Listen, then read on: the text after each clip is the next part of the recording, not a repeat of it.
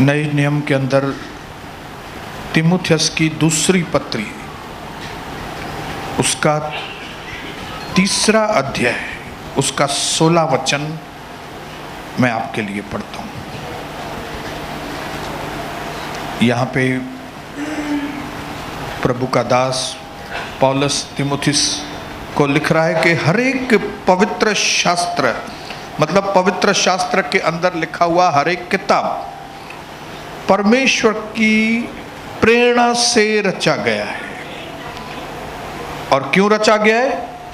वह उपदेश देने, समझाने, सुधारने और धर्म की शिक्षा देने के लिए लाभदायक है, ताकि जो परमेश्वर का जन है, जो परमेश्वर का परिवार है, वो सिद्ध बने और हर एक भले काम के लिए तत्पर हो जाए। तालियां बजा सकते हैं अभी तक। आमीन। अभी 14:27 यूहन्ना भी पढ़ेंगे।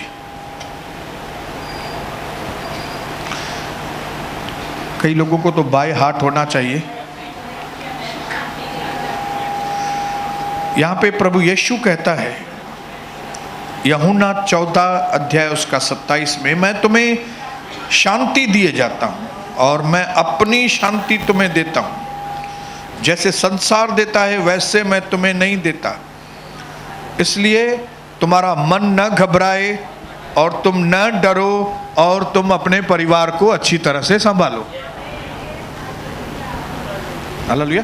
कुछ शब्द प्रभु ने हमारे लिए छोड़ के कि हम उसको बताएं आपको। चलो कोलोसियों की किताब खोलेंगे 3:13।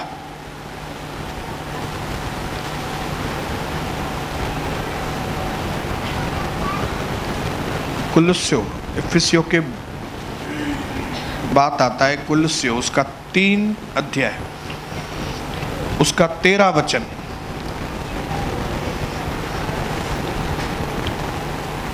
यदि किसी पर दोष लगाने का कोई कारण है तो एक दूसरे की सह लो यार, और एक दूसरे के अपराध क्षमा करो। जैसे प्रभु ने तुम्हारे अपराध क्षमा किए हैं वैसे ही तुम भी क्षमा करो। और इन सब के ऊपर प्रेम को, जो सिद्धता का कटिबंध है, उसको बांध लो ताकि तुम्हारा परिवार आशीषित हो। ऐसे मैं बहुत सारे वचन पढ़ सकता हूं, लेकिन मेरा जो मकसद है वो ये है कि आप एक चीज आप समझ जाओ कि परमेश्वर की जो मनसा है वो ये है कि हमारे प्रभु यीशु मसीह आपके परिवार के द्वारा जाहिर हो।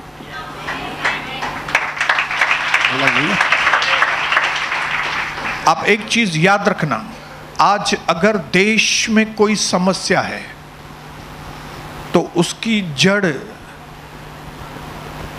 प्राइम मिनिस्टर और होम मिनिस्टर नहीं है। हमारे देश के तकलीफ की जड़ जाति में है। जाति की तकलीफ परिवारों में है और परिवारों की तकलीफ मेरे अंदर है। इसका मतलब है अगर मैं सही हो जाऊं तो मेरा परिवार सही हो जाएगा, और अगर परिवार सही हो जाए तो जातियां सही हो जाती हैं, और जातियां सही हो जाएं तो देश भी सही हो जाएगा।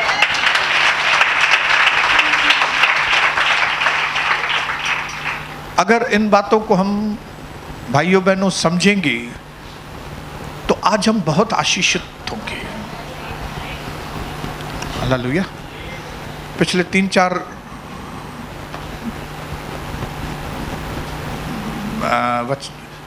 दिनों से 3-4 शिक्षाओं में से आप ये चीज़ समझ गए होंगे कि इस वक्त परमेश्वर का जो गोल है, लक्ष्य है, वो हमारे परिवार को छूना है।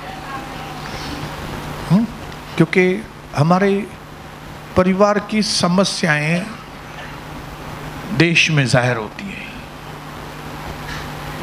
हमारी समस्याएं, व्यक्तिगत समस्याएं परिवार में जाहिर होती हैं। हमारी वजह से हमारा परिवार आशीषित होता है, हमारी वजह से हमारा परिवार तकलीफ में आता है।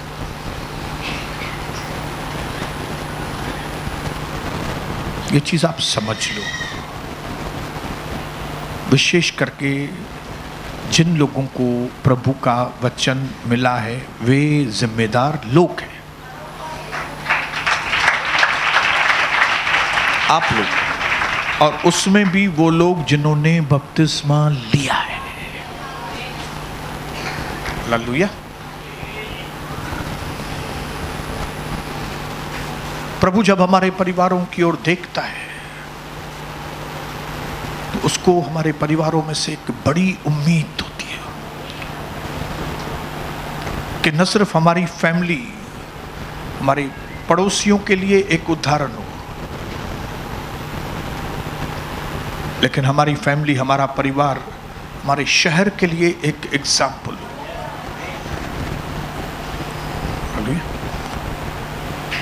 और वो कैसे उदाहरण हो? वो इस तरह से उदाहरण हो कि इस परिवार के अंदर ईश्वर रहता है।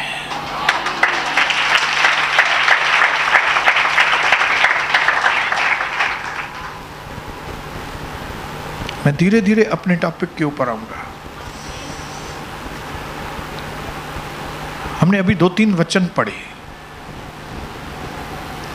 जिसमें पहले हमने पढ़ा तिमुथी का 3:16 के परमेश्वर का वचन जो है हमें सुधारने, समझाने, सिद्ध करने के लिए, इसकी जो इंस्ट्रक्शंस हैं वो हमारी ज़िंदगी को बदलती है अगर हम इन शिक्षाओं को अंदर लेंगे तो। अगर ये शिक्षाएं हमारे परिवार में काम करेंगी तो आपके परिवार का रंग रूप बदलता जाएगा, बदलता जाएगा, बदलता जाएगा। भले इंस्टेंटली नहीं होगा, भले एक दिन में नहीं होगा, लेकिन आपको ये मालूम होना चाहिए कि अच्छा बीज कुछ भी हो जाए अच्छा फल लेकर आएगा। अगर आपने अच्छा बीज डालना चालू किया है तो भले आज आपको चंगाई नहीं दिख रही है, शायद इतनी इम्प्रूवमेंट नहीं दिख रही है, लेकिन घबराने का नहीं है। आप ये बीज, वचन में लिखा है, सुबह को भी बीज डालो, शाम को भी बीज डालो, रात को भी बीज डालो। मालूम नहीं कब कौन सा बीज।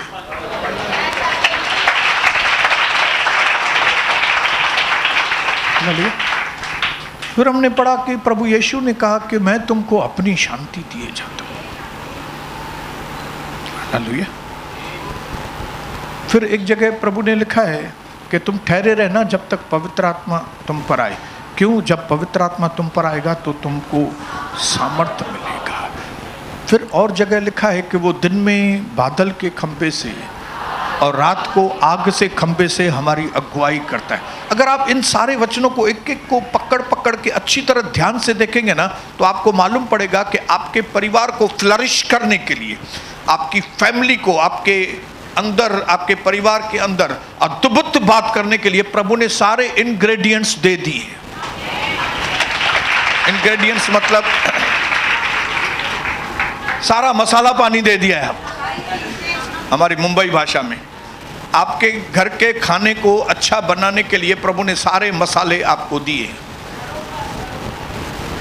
अभी वो आपके ऊपर है कि आप वो मसाले इस्तेमाल करते हो कि नहीं करते हो। अगर आप उन मसालों को इस्तेमाल नहीं करेंगे, नमक इस्तेमाल नहीं करेंगे, मिर्ची इस्तेमाल नहीं करेंगे, तो आपकी जो भाजी बनेगी, सब बनेगा, वो फीका फीका बनेगा, जैसे कई लोगों के घर फीके फीके हैं। लेकिन अगर आप चाहें तो आप अपने घर को, परिवार को मसालेदार बना सकते हैं।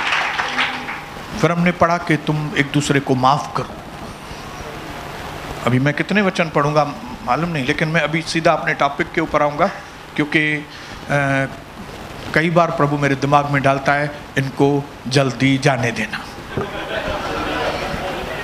हालेलुया। और प्रभु टाइम का पक्का है एकदम। हालेलुया।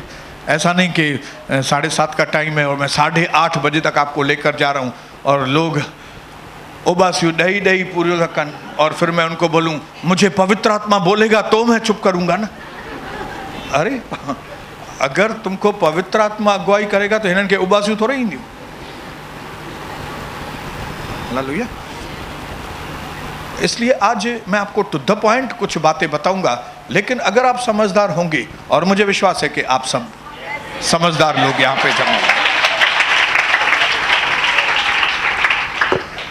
उस दिन एक बहुत वैल्यूएबल चीज हमने सीखी थी, वो थी कि एक अभिषिक्त फैमिली के अंदर परमेश्वर का प्यार होता है, और वो प्यार जो है तेल के जैसा होता है। जैसे एक इंजन के अंदर तेल,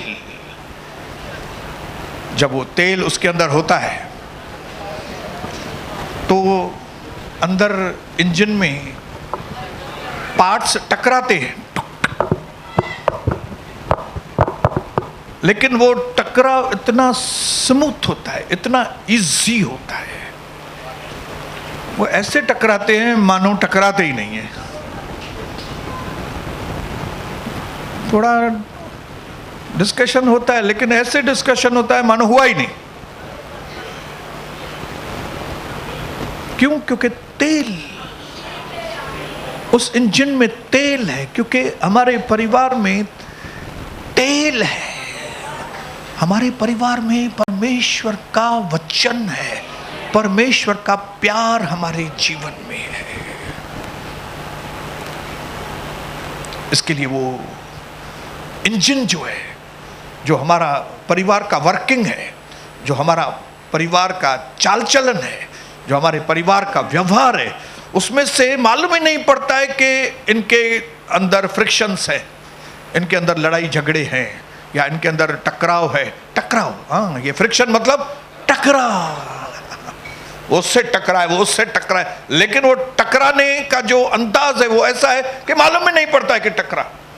उसकी विचारधारा अलग है, मेरी विचारधारा अलग है, उसका सोचने का तरीका अलग है, लेकिन मालूम ही नहीं पड़ता है कि इनकी विचारधारा अलग है। क्यों? क्योंकि हम सब तेल में चलते हैं, हमारे बीच में तेल है। क्योंकि मुझे कविता से प्यार है तो कविता को सनी से प्यार है, तो सनी को मेरे से प्यार है, तो मेरा डिंकी से प्यार है, तो डिंकी को मम्मी से प्यार है, तो छोटू का हम सबसे प्यार ही प्यार। हालेलुया। आज एक चीज का सीक्रेट मैं आपको बताता हूं भाइयों बहनों, अगर आपके जीवन में प्यार नहीं है तो आपका जीवन अजाया है, यूजलेस है। जिस भी परिवार में परमेश्वर का प्रेम नहीं है वो यूजलेस परिवार है। वो परमेश्वर के पास एक डस्टबिन है, नरक है, जिसमें वो डस्टबिन में डालने वाला है।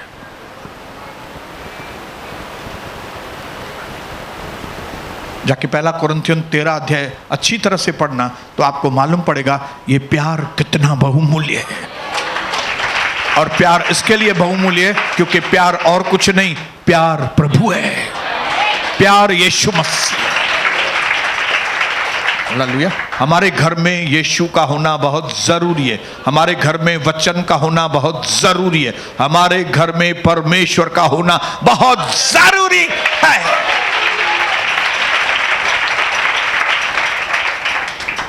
एक हीरा, एक मोती, उसकी पॉलिश कभी नहीं होती बिना फ्रिक्शन के। हालेलुया। एक हीरे को अगर पॉलिश करना है, एक हीरे को चमकाना है अगर, तो उसको फ्रिक्शन में डालना पड़ता है। जब वो फ्रिक्शन, टकराव हो मशीन में, उसके साथ टकराता है,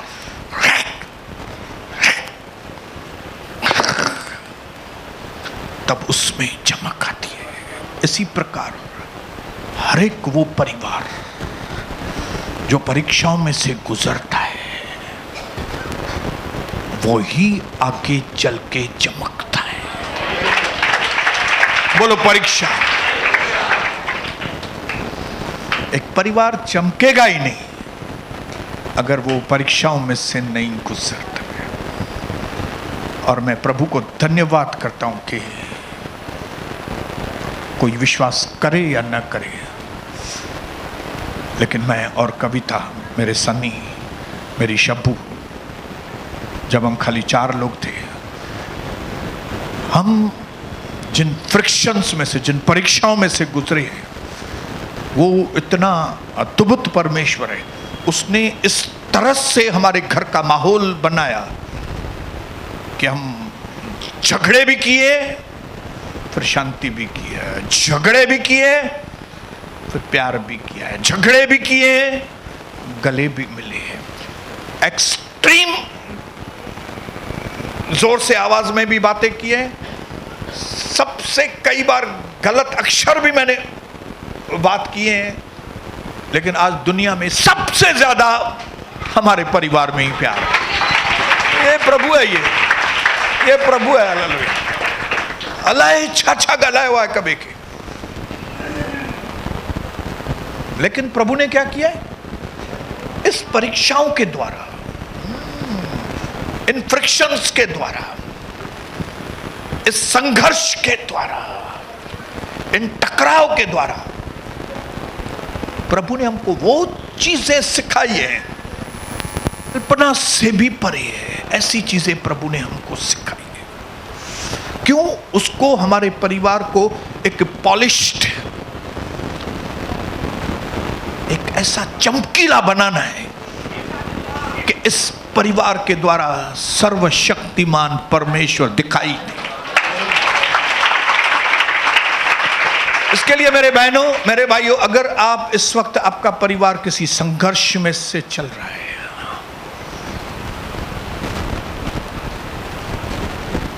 टकराव चल रहा है कुछ, इसको नेगेटिव तरीके से नहीं लेना,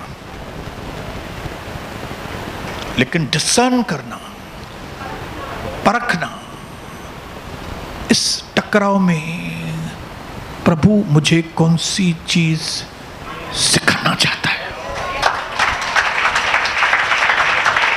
ये टकराव इसके लिए नहीं है कि आपको खत्म करे, आपके परिवार को, इसके लिए नहीं भेजा है प्रभु ने, ये अलाउ नहीं किया है इसके लिए। प्रभु ने इसके लिए अलाउ किया है कि इस टकराव, इस संघर्ष, और कौन सा शब्द बोलूं, इस रगड़, रगड़ा, रगड़, ये रगड़ रहा है, उसके साथ थोड़ा तू मैं, उसके साथ डिस्कशन, उसके साथ ये हो गया, उसके साथ पति के साथ हो गया, पत्नी के साथ हो गया, आज उसके साथ बहुत डिस्कशन हो गया, आज उसके साथ ऐसा, आवाज बड़ा होकर बात किया। ये ऐसे ही नहीं हो रहा है, ये मेरे घर में ऐसे ही नहीं हुआ है।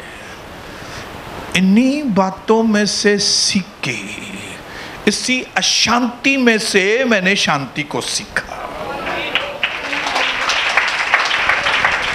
इन्हीं झगड़ों की वजह से मैंने मेल मिलाप की वैल्यू को समझा, इन्हीं फाइटिंग की वजह से मुझे प्यार की वैल्यू समझ में आई। नहीं तो मुझे प्यार की वैल्यू नहीं समझ में होती थी। आज मेरे को मालूम है कि लड़ाई झगड़े कितने गंदे हैं, एक दूसरे से गंदे शब्द बात करना, गंदी लैंग्वेज यूज करना, ये कितना खराब है। मुझे अनुभव है। ज्यादातर मैं अपने परिवार के एग्जाम्पल देता हूं आपको। अगर किसी परिवार का एग्जाम्पल देना होगा तो नाम नहीं लूंगा, लेकिन आप ये चीज विश्वास करना कि मैंने उन परिवारों को देखा है, नाम नहीं ले रहा हूं खाली, क्योंकि मैंने ऐसे कई परिवारों को नजदीकी से देखा है जो आग में से गुजर रहे हैं। अभी भी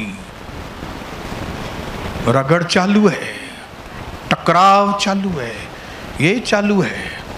लेकिन आज मैं आपको बोलना चाहता हूं, चिंता नहीं करना, आपके परिवार के ऊपर काम चालू है, वर्क इन प्रोग्रेस। हालेलुया, बोलिए हालेलुया। अभी उल्लासनगर के सभी रोड ज्यादातर खराब है, बीच में पाइपलाइन डाल रहे थे, तो जाके अगर आप म्युनिसिपल कॉर्पोरेशन में बोलते होते कि भाई इधर सब खोद के रखा है, उधर सब खोद के, वो बोलेगा काम चालू है, वर्क इज इन प्रोग्रेस। आप जरा 6 महीने रुको, फिर देखना ये रोड कैसा होता है, 1 साल रुकना, फिर देखो कैसा होता है। हालेलुया। आपके घर में काम चालू है, लेकिन आप तभी सफलता पाएंगे जब आप परखेंगे कौन सा काम चालू है, ये ऐसा क्यों हुआ, ये मेरा आवाज़ बड़ा क्यों हुआ, ये सन्नी मुझसे बड़ा आवाज़ करके क्यों बात कर रहा है, ये कविता मेरे को क्यों परेशान कर रही है, शबनम ने ऐसा क्यों किया। जब आप बारीकी से डिसर्न करेंगे, परखेंगे और परमेश्वर से पूछेंगे, तो प्रभु आपको इन अनुभवों में से सिद्ध करेगा इस परीक्षा में।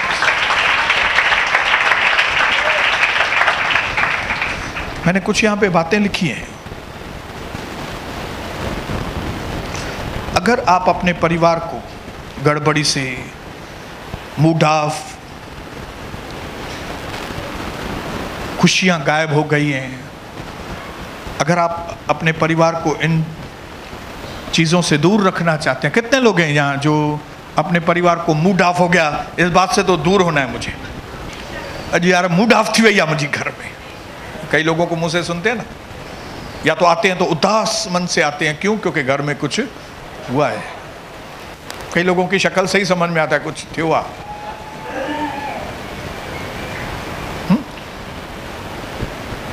तो आप चाहते हो कि आप उन बातों से आपको छुटकारा मिले, हालेलुया, क्योंकि फैमिली है, हालेलुया। मुझे तो शादी किए हुए बहुत साल हो गए, जिन्होंने नई शादी की है वो लड़की अलग बैकग्राउंड से आई है, लड़का अलग बैकग्राउंड से आया है, वो पूरब से आया है, वो पश्चिम से आया है, वो देखो पीछे बैठा है वो इंडिया वाला है और उसकी पत्नी पाकिस्तान की, लेकिन देखो कैसे एडजस्ट करके बैठे हुए हैं।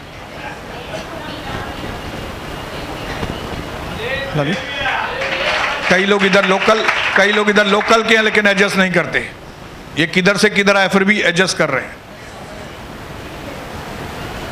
हालेलुया। तो आज आपको मैं कुछ उसका शॉर्ट में आपको मैं ब्यौरा दूंगा, अपना एग्जाम्पल देके एक या दो चीज़ जो मैं बोल पाया उतना ही बोलूँगा, ताकि आप इस बात को पकड़ो। और अगर आपने एक भी चीज़ आज इधर से पकड़ के गए ना, देखेंगे आपके घर में शांति आनी चालू हो जाए।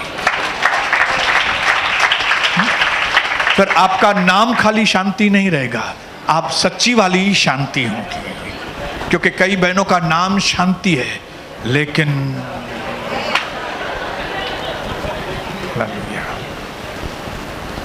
हालेलुया, कई लोगों का नाम क्या है कई लोगों का नाम धीरज है लेकिन हालेलुया, कई लोगों का नाम ज्योति है लेकिन कई लोगों का नाम प्रकाश है लेकिन बोलिए है सब, आपने देखे होंगे ना ऐसे जरूर। हाँ, कई लोगों का नाम भावना है,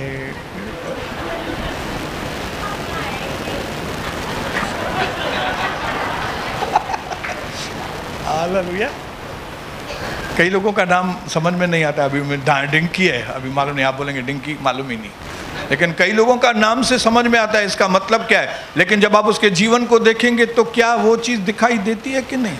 लेकिन मैं विश्वास करता हूं जैसे कुछ चीज़ें आज मैं आपको बताऊंगा उसमें से आप कैच करेंगे ना, तो आप यहां से शांति से भरकर आप यहां से जाएंगे।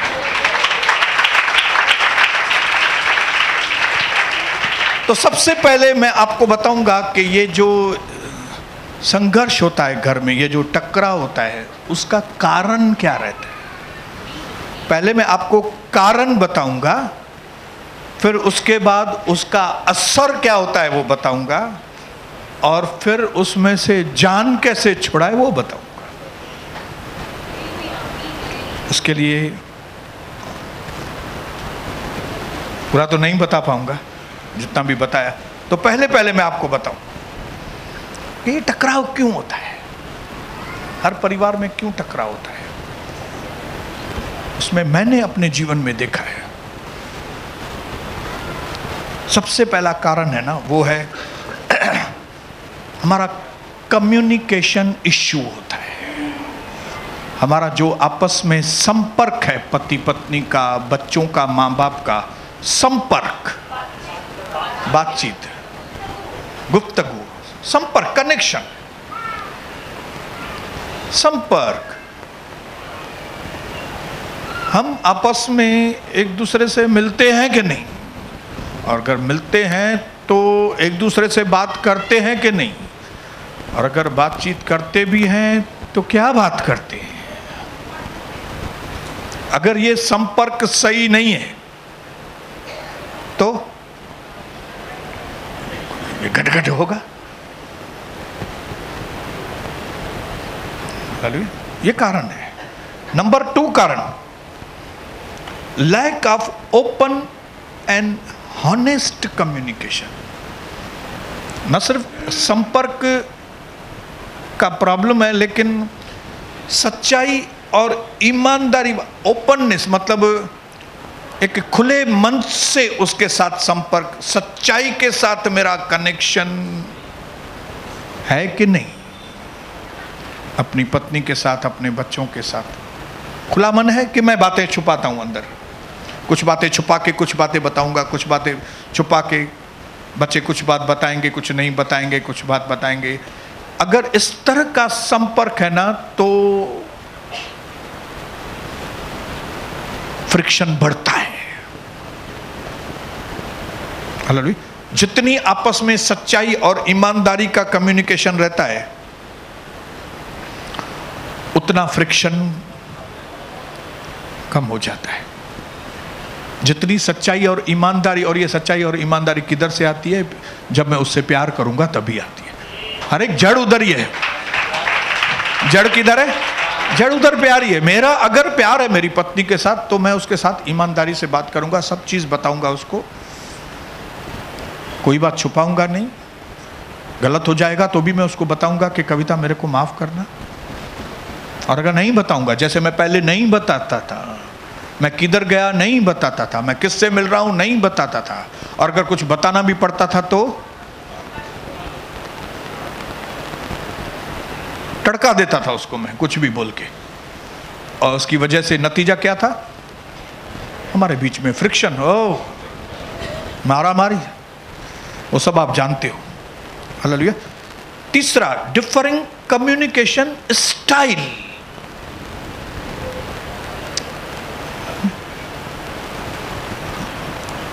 बात करने का तरीका उसके साथ। हालेलुया। आपने देखा है कई पति अपने पत्नी से कैसे बात करते हैं, तरीका कैसा होता है उनका, कि उनके बात करने से ही समझ में आता है कि वो अपनी पत्नी को तुच्छ समझ रहा है। बात करने की स्टाइल, हेडिया चुड़ी हेडिया चु चापाई करें,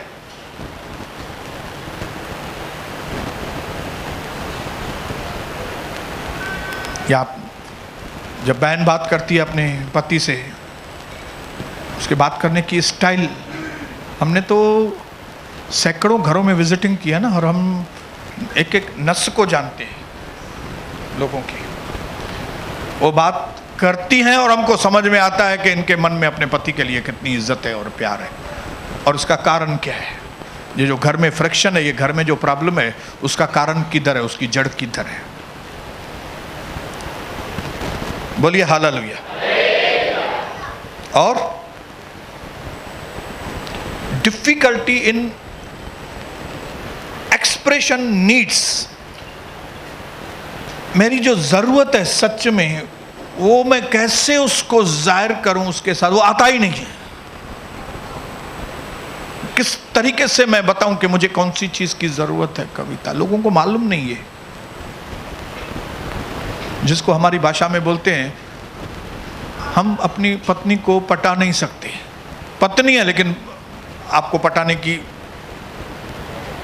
मालूम नहीं। समझ रहे? तो मेन है कम्युनिकेशन, वार्तालाप। ये वार्तालाप सही न होने की वजह से, वार्तालाप है लेकिन सही नहीं है। कई जगह तो वार्तालाप है ही नहीं, वो बात जाने दो। जिधर वार्तालाप है ही नहीं, या तो एकदम कम है, बस मतलब के जैसा, ठाई थी रोटी, हाँ पई थी, किथे टेबल ते, मां सुमाए थी। कई लोग ये भी नहीं बताते मैं सुमा थी, सुम पौंदी। नंबर 2 जो रीजन है, रीजन में अभी तक मैं खाली रीजन ही बता रहा हूं, वो है डिफरेंट एक्सपेक्टेशंस। हालेलुया। हम ऐसी उम्मीदें रखते हैं जो अनरियलिस्टिक है।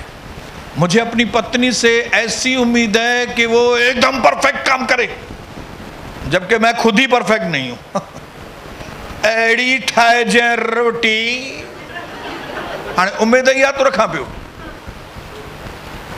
जेकॾहिं लूण ऐं मिर्च उणियो वीहो विधो थी,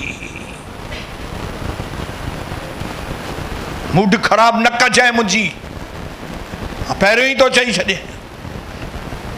3 दिन पहले बेकार खाना बनाया था, मूड खराब, अभी मैं पहले ही बोल देता हूं, मूड खराब नहीं करना मेरा। आज हम नौकरानी से भी ऐसे नहीं बात करते हैं। कई लोगों के बात करने का जो ये स्टाइल क्यों है, क्योंकि उनको ये बड़ी उम्मीदें उनसे लगा के रखी हैं। अभी मेरी पत्नी मेरे से 6 साल छोटी है, अभी मैं उससे क्या उम्मीद रखूंगा बताओ? मैं खुद गलतियां करता हूं, मैं उससे क्या बड़ी उम्मीदें रखूंगा? और वो भी अनरियलिस्टिक। इसको हिंदी में क्या बोलेंगे? अवास्तविक, अवास्तविक उम्मीदें उससे रखूंगा।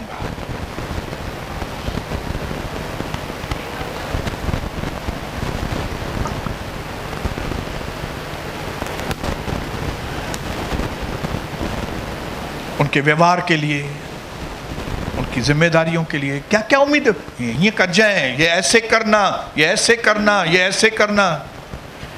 अरे वो सीखेगी, उसको टाइम दो ना। हाँ करेगी वो, लेकिन उसको टाइम दो। उसको बोलो ऐसा करना अच्छा रहता है कविता, तो धीरे धीरे इंप्रूव करना उसमें। ये बोलना अच्छा कि पहले दिन से ही उसको उम्मीद रखूं मैं, कविता खाना मेरे को अच्छा बना के देना। वो पहले दिन बताए मुझे खाना बनाना आता ही नहीं है, एडा क्या करो बोलो, आता ही नहीं है।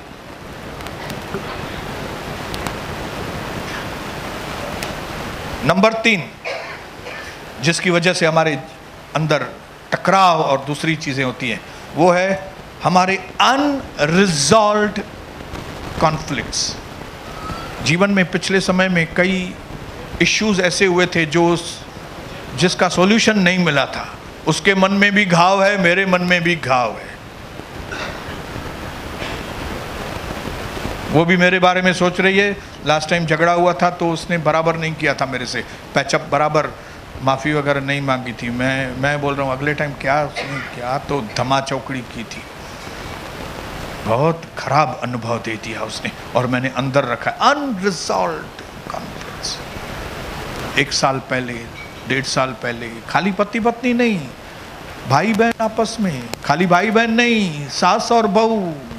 अभी सास गुजर भी गई है, लेकिन बहू को अभी भी याद है, मुझी ससु ईअं कंदी मुसां, ये ससु ईअं कंदी हुई, मेरी सास ने ऐसा किया था। अरे वो तो चली गई बेचारी, अभी क्या करोगे यार? अभी तो चली गई ना वो, अभी तो उसको माफ करो। हालेलुया। ये जो अनरिजॉल्व्ड, जिसको कहते हैं न सुलझे हुए मुद्दे, पिछले मन दुख, वो वाद विवाद, वो उबलता आक्रोश, मेरे से इतना गुस्सा किया था उसने, मेरे को क्या नहीं बात किया उसने, कितनी बेइज्जती की थी मेरी उसने, पत्नी होके मेरे से ऐसा बात की थी उसने।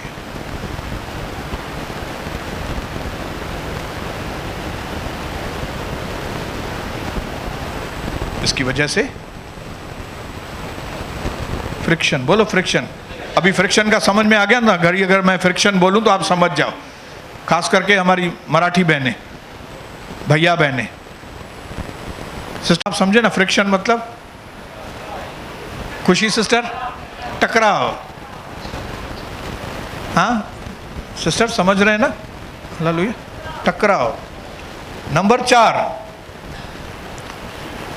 बाहर का डिस्टर्बेंस, जिसकी वजह से घर में फ्रिक्शन होता है। बाहर का डिस्टर्बेंस कैसे? समझो पैसे की तकलीफ चल रही है घर में, पति पैसा नहीं कमा रहा है, तो वो टेंशन है बाहर का। अभी आज मालूम नहीं पैसा लेके आएगा कि नहीं लेके आएगा, कम लेके आएगा कि ज़्यादा लेके आएगा।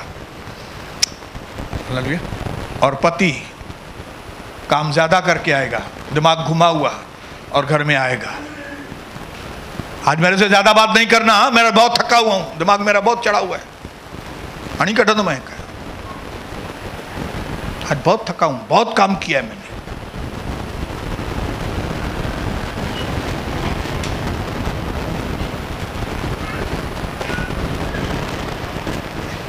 बाहर का प्रॉब्लम। और आखिरी,